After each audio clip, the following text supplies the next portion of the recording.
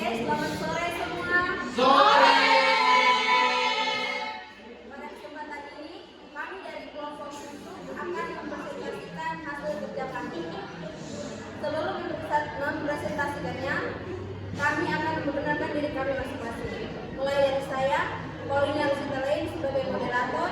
Saya Anderson dari Prokarvin. Saya Agus Nabila Purnama. Saya Bayu Arijima dari Gajah. Saya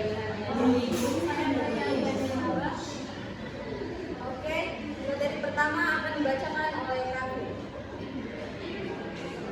A. Teori politik. Teori adalah generalisasi yang abstrak mengenai beberapa fenomena. Dalam menyusun generalisasi, teori selalu memakai konsep-konsep.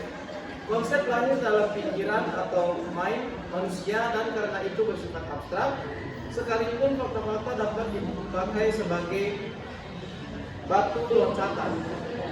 Konsep adalah unsur yang paling penting dalam usaha kita untuk mengerti dunia sekeliling. Mengerti itu hanya dapat dicapai melalui pikiran kita sendiri. Konsep adalah konstruksi mental, suatu ide yang abstrak yang menunjuk pada beberapa fenomena atau karakteristik dengan sifat yang spesifik yang dimiliki oleh fenomena itu. Jadi, atas dasar konsep atau seperangkat konsep dapat disusun atau dirumuskan generalisasi. Generalisasi adalah proses melalui suatu observasi mengenai suatu fenomena tertentu berkembang menjadi suatu observasi mengenai lebih dari satu fenomena. Melalui konsep, generalisasi melihat hubungan-hubungan sebab akibat atau kausal antara beberapa fenomena atau pada cara yang paling efektif untuk mencapai suatu tujuan. Teori politik adalah bahasan dan generalisasi dari fenomena yang bersifat politik. Dengan perkataan lain, teori adalah bahasan dan renungan atas A.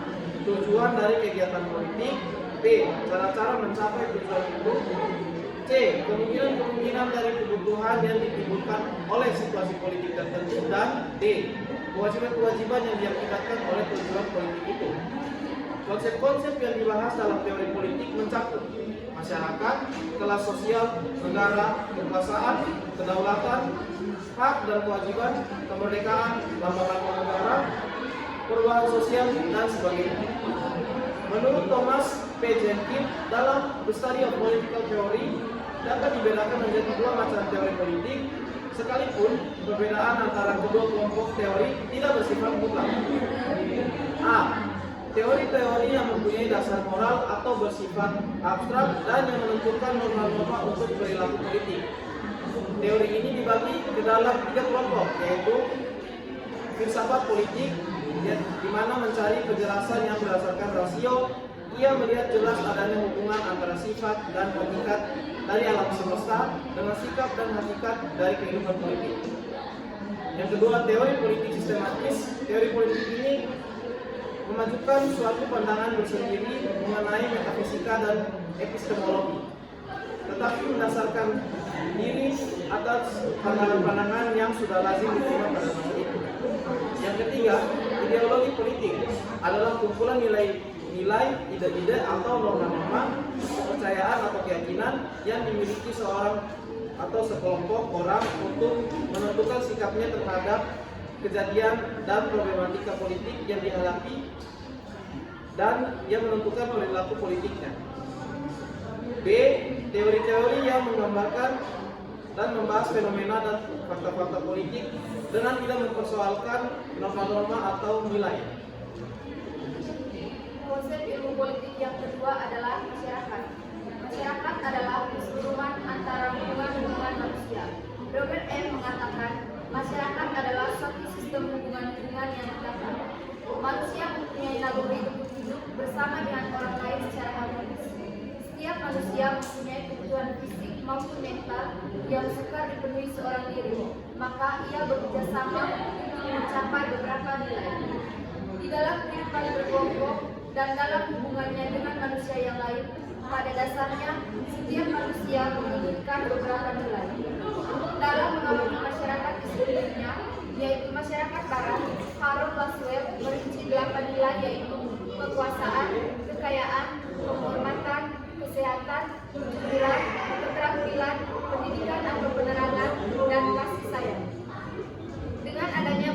nilai dan kebutuhan yang harus dilayani itu, maka manusia menjadi anggota dari beberapa kelompok sekaligus. C. Negara. Negara merupakan integrasi dari kekuasaan politik. Negara adalah organisasi pokok dari kekuasaan politik. Negara adalah alat atau agensi dari masyarakat yang mempunyai kekuasaan untuk mengatur hubungan-hubungan manusia dalam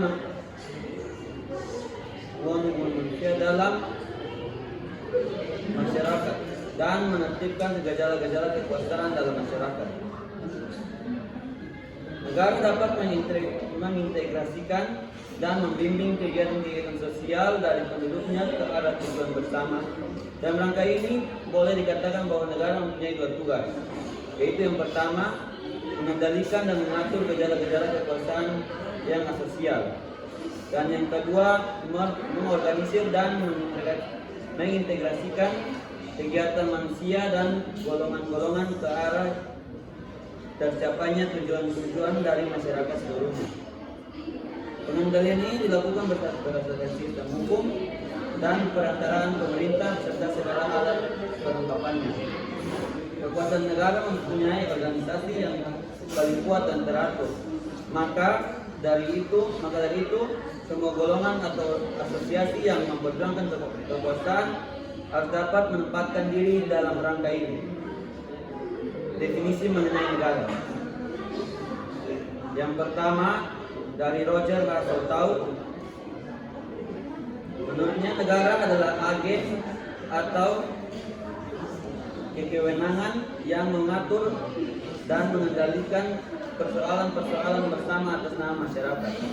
Yang kedua, Harold Jelasky. Negara adalah salah satu masyarakat yang diintegrasikan karena mempunyai wewenang yang bersifat memaksa dan secara lebih berkuasa daripada individu atau kelompok yang merupakan bagian dari masyarakat. Yang ketiga, Maxwell. Menurutnya negara adalah suatu masyarakat yang mempunyai monopoli dalam penggunaan kekerasan fisik secara sah dalam suatu wilayah. Yang terakhir dari Robert McClellan. Menurutnya negara adalah asosiasi yang menyelenggarakan penertiban di dalam suatu masyarakat dalam suatu wilayah dengan berdasarkan sistem hukum yang diselenggarakan oleh suatu pemerintah yang untuk maksud tersebut diberi kekuasaan memaksa. Jadi sebagai definisi umum dapat dikatakan bahwa negara adalah suatu daerah teritorial yang rakyatnya diperintah oleh sejumlah pejabat dan yang berhasil menuntut dari warga negaranya ketaatan pada peraturan perundang-undangan melalui penguasaan penggunaan monopoli terhadap kekuasaan yang sah. Sifat-sifat negara. Negara mempunyai sifat kurus yang merupakan manifestasi dari kedaulatan yang dimilikinya dan hanya terdapat pada negara saja dan tidak terdapat pada asosiasi atau organisasi lainnya. Umumnya dianggap bahwa setiap negara mempunyai sifat underlying, yang pertama memaksa, yang kedua sifat monopoli, dan yang ketiga sifat mencakup semua. Negara terdiri atas beberapa unsur seperti satu wilayah, tiga pemerintah, empat pembangunan. Tujuan dari fungsi negara.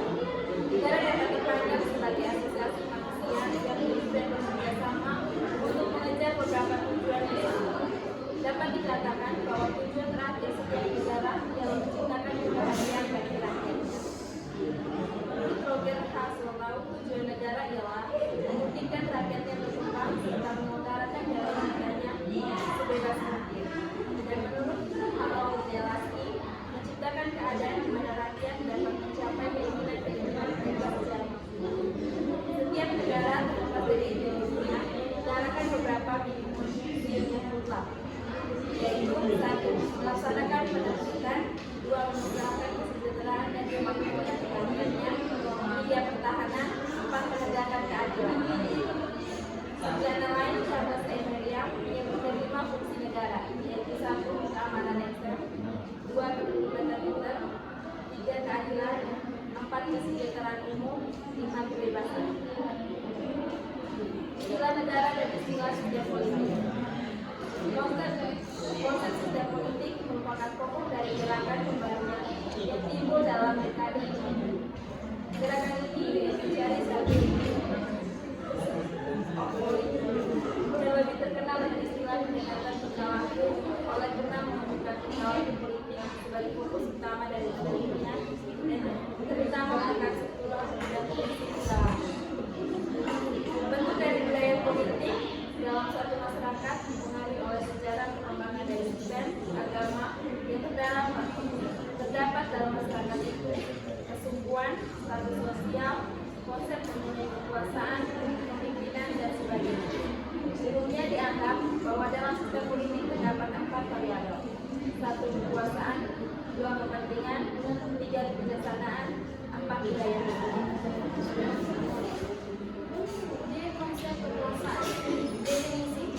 Di antara konsep politik yang dibahas adalah kekuasaan.